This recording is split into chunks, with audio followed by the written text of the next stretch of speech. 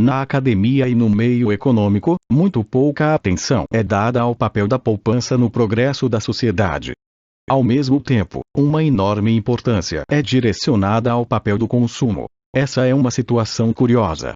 Embora seja verdade que o objetivo supremo de toda a atividade humana é o consumo, você trabalha e produz visando a uma renda que então irá lhe permitir pagar por produtos e serviços. O fato é que não é possível haver consumo sem que antes tenha havido produção.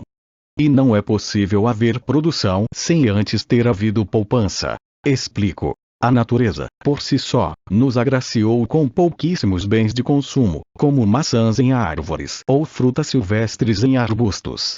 Se quisermos obter qualquer coisa além deste nível de consumo ofertado pela natureza, temos de antes produzir os bens que posteriormente iremos consumir. Ou seja, primeiro temos de criar e construir ferramentas, instrumentos ou máquinas, em termos econômicos, bens de capital ou bens de produção, os quais irão então nos ajudar a elevar a quantidade de bens de consumo fornecidos pela natureza, como maçãs e frutas silvestres, para um nível acima de sua quantidade natural ou que, melhor ainda, irão nos ajudar a criar bens de consumo totalmente novos, isto é, bens que não existem na natureza, como casas e carros. No entanto, inventar, desenvolver e construir esses bens de capital, como facas, baldes, redes, martelos, tijolos, placas de aço etc., são atividades que demandam tempo. E para sobreviver ao tempo necessário para a construção destes bens, isto é, ter o que comer e beber enquanto trabalha nestas atividades, uma poupança prévia de alimentos e bebidas é necessária. Sem essa poupança prévia, e sem o investimento desta poupança na produção e na acumulação de bens de capital, nenhum aumento do consumo futuro será possível. Indo para um arranjo mais moderno, uma sociedade que consumisse todos os recursos escassos disponíveis, sem poupar nada, não teria como transformar estes recursos escassos em bens de capital. Não haveria cimento, aço, vergalhões, tijolos, azulejos, plástico, alumínio e vários outros recursos escassos para serem usados como insumos na produção. Consequentemente, nada conseguiriam produzir para o futuro. Assim, em uma sociedade puramente consumista não haveria um único bem de capital existente. Não haveria moradias, não haveria fábricas, não haveria infraestruturas, não haveria meios de transporte, não haveria maquinários, não haveria escritórios e imóveis comerciais, não haveria laboratórios. Também não haveria cientistas, não haveria arquitetos, não haveria universidades. Todos os indivíduos estariam permanentemente ocupados produzindo bens de consumo básicos, comidas e vestes, para serem imediatamente consumidos, e não dedicariam nenhum segundo para a produção de bens de capital, que são investimentos de longo prazo que geram bens futuros. Por definição, se uma sociedade consome 100% da sua renda, ela não produz nenhum outro bem que não seja de consumo imediato. O fato de economistas darem pouca ou nenhuma atenção e importância à questão da poupança, não obstante sua enorme importância, é uma questão relacionada à psicologia ou à sociologia da profissão econômica. Naturalmente, a explicação terá de ser um tanto especulativa. O mais aparente motivo é a dominante influência adquirida por John Maynard Keynes e sua economia keynesiana desde o final da década de 1930, primeiro na Grã-Bretanha, depois nos Estados Unidos, capitaneada pelo influente Paul Samuelson, e dali ao redor de todo o mundo ocidental. Caracteristicamente, o livro Economics, de Samuelson, se tornou o mais influente livro-texto de economia do mundo pós-guerra, com pelo menos 3 milhões de cópias vendidas em 31 idiomas distintos. A título de curiosidade, na edição de 1989, Samuelson escreveu: a economia soviética é a prova cabal de que, contrariamente àquilo em que muitos céticos haviam prematuramente acreditado, uma economia planificada socialista pode não apenas funcionar, como também prosperar. 2 anos depois, a União Soviética acabou.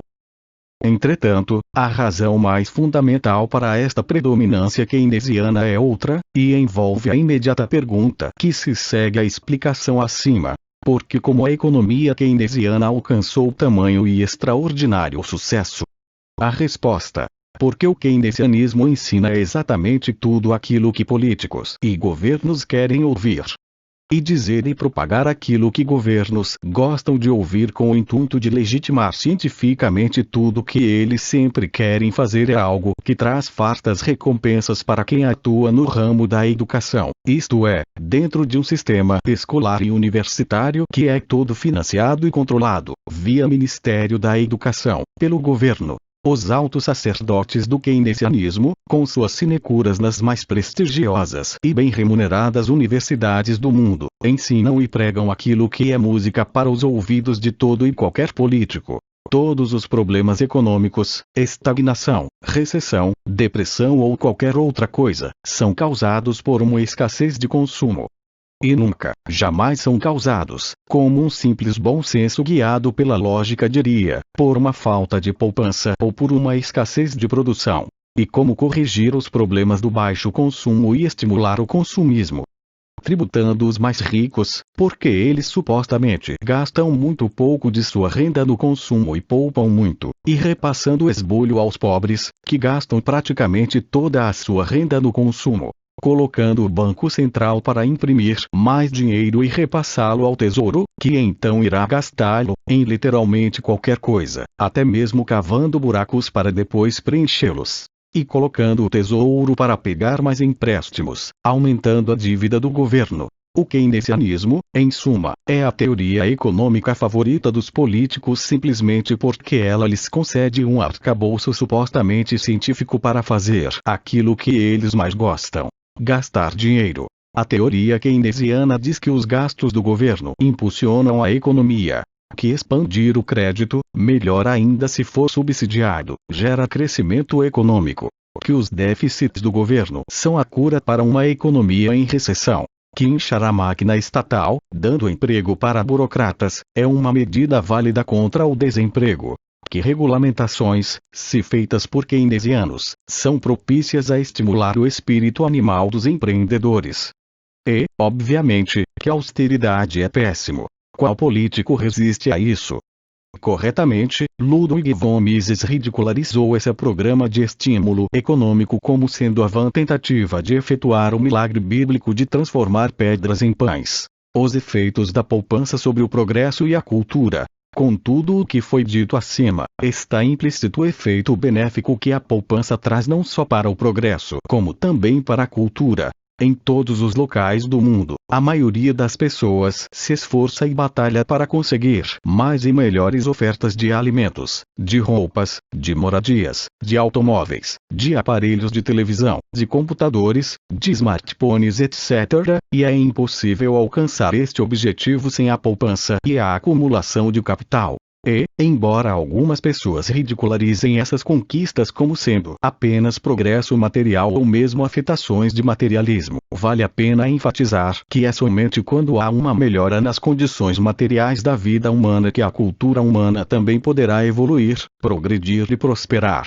É impossível haver escritores, compositores, músicos, pintores, escultores, atores etc. se não houver papel, tinta, impressoras, instrumentos musicais, cores, aquarelas, instrumentos para esculpir, teatros, museus, galerias, sala de cinema etc. Sem poupança e acumulação de capital, nada disso é possível. Acima de tudo, não existiria nada disso se a riqueza e a prosperidade material permitidas pela poupança e acumulação de capital não tivessem permitido tempo livre para tais atividades.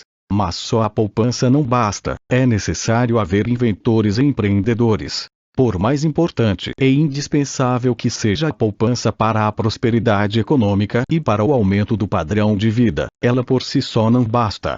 Podemos poupar o máximo que conseguirmos e acumular enormes quantidades de bens de consumo intactos, não consumidos. Porém, se não tivermos a menor ideia de como investir essa poupança, isto é, de como convertê-la ou em bens de capital que aumentem a produtividade ou em novos e melhores bens de consumo, não haverá nenhum grande progresso gerado pela poupança. Ou seja, além de poupar e acumular, é necessário ter a ideia de uma rede, de um barco, de um martelo, de uma casa, de um carro, de uma calculadora, de um computador, de um telefone celular, etc. E é necessário ter o conhecimento de como projetar e fabricar estes itens.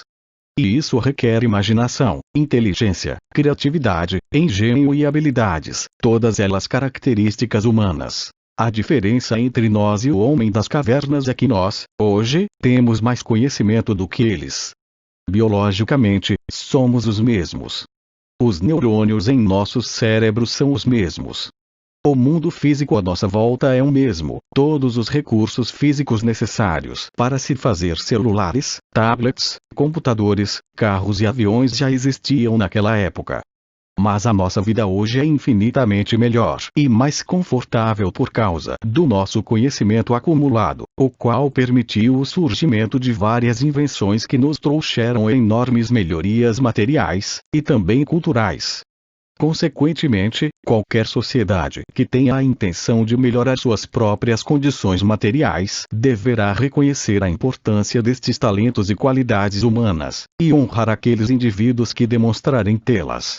E a maneira de fazer isso não é concedendo a estes inventores e inovadores privilégios garantidos pelo Estado, como monopólios intelectuais, conhecidos como patentes, uma vez que isso irá retardar e distorcer a difusão do conhecimento humano.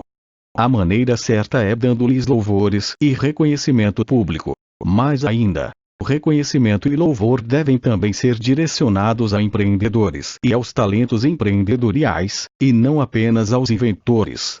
Afinal, não basta apenas ter poupadores e criadores engenhosos, ou mesmo fabricantes de novos e melhores bens de capital e de consumo.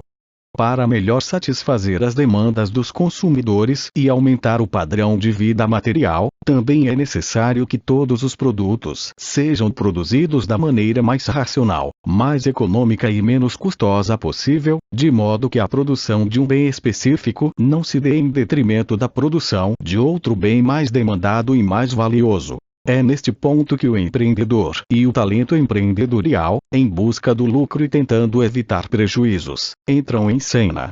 O empreendedor poupa ou pega emprestado dinheiro de poupadores, com a promessa de que irá pagar o principal mais juros, contrata e paga inventores, técnicos e outros trabalhadores, compra ou aluga terreno, matérias-primas e bens de capita para então, finalmente, produzir o produto final que ele tenha optado por produzir. Ele faz tudo isso na esperança de que irá obter um lucro monetário, isto é, receberá mais dinheiro com a venda do seu produto final do que gastou em sua produção. Colocando de maneira simples, o empreendedor adquiriu materiais que, em seu estado bruto e inalterado, valiam $100, e então alterou essa matéria-prima e adicionou criatividade e mão de obra, gerando um produto final que as pessoas irão voluntariamente adquirir por $150. Seu lucro é uma indicação de que ele foi bem-sucedido em transformar um insumo até então menos valioso para a sociedade em um produto final mais valioso. Ao fazer isso, ele gerou valor para a sociedade e auferiu um lucro por causa disso. Ele aumentou não apenas o seu próprio bem-estar como também o bem-estar social dos consumidores. No entanto, ser um empreendedor em busca do lucro é uma atividade extremamente arriscada. O empreendedor não tem nenhum controle sobre os potenciais consumidores do seu produto. Eles podem não estar dispostos a pagar o preço pedido, ou então, a este preço pedido, podem querer comprar apenas uma quantidade menor do que a que foi produzida. Assim, também há a constante ameaça de um prejuízo financeiro, com ele gastando mais dinheiro na produção do que recebendo com as vendas, o que traria não apenas um prejuízo monetário e pessoal para ele, como também e ao mesmo tempo representaria uma perda de bem-estar em decorrência de um desperdício econômico. Voltando ao exemplo acima, ele adquiriu materiais que, em seu estado bruto e inalterado, valiam $100, e então alterou essa matéria-prima e adicionou criatividade e mão de obra, gerando um produto final valorado em apenas $50 pelas pessoas. Ele não apenas teve um prejuízo financeiro, como também subtraiu riqueza da sociedade, imobilizando recursos escassos em produtos pouco valorados. São poucos que conseguem. O sucesso e o fracasso empreendedorial não são uma mera questão de boa ou má sorte, como em uma loteria. O sucesso depende da capacidade do empreendedor de fazer uma correta estimativa das demandas futuras dos consumidores em relação a um produto ou serviço específicos, e o talento humano necessário para identificar corretamente consumidores em potencial, bem como futura disposição deles em pagar por esse bem ou serviço específico, é um talento que não está distribuído igualmente entre todas as pessoas. A maioria das pessoas ao redor do mundo possui pouco ou mesmo nenhum talento nesta área, e consequentemente nem sequer tentam se aventurar no empreendedorismo. E, mesmo entre aqueles que se aventuram, a maioria fracassa e rapidamente desaparece da área.